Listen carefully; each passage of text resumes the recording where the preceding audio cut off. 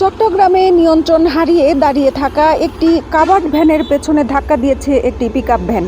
এ সময় পিকআপ ভ্যানের 5 যাত্রী নিহত হয়েছেন। আজ ভোর 4:45টার দিকে নগরের সিটিগেট এলাকায় এই দুর্ঘটনা ঘটে। নিহত ব্যক্তিরা হলেন আকাশ দাস, অজিত দাস, রনি দাস, জুয়েল দাস ও মোহাম্মদ সোহাগ। সবাই চট্টগ্রামের সীতাকুণ্ড এলাকার বাসিন্দা। ভোরে মাছ আনার জন্য পিকআপ ভ্যানটি সীতাকুণ্ড থেকে চট্টগ্রাম নগরের ফিশারিয়া ঘাটের দিকে যাচ্ছিলেন।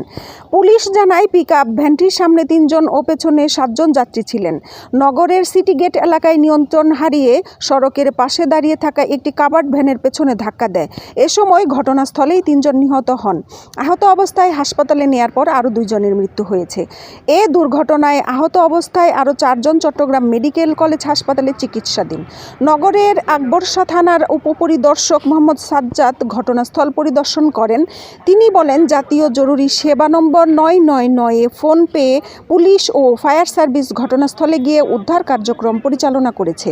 লাশ পুলিশি হেফাজতে রয়েছে। নিহত ব্যক্তিদের পরিবারের অভিযোগের পরিপ্রেক্ষিতে পরবর্তী আইনগত ব্যবস্থা নেওয়া হবে। Happy Akter, desk report.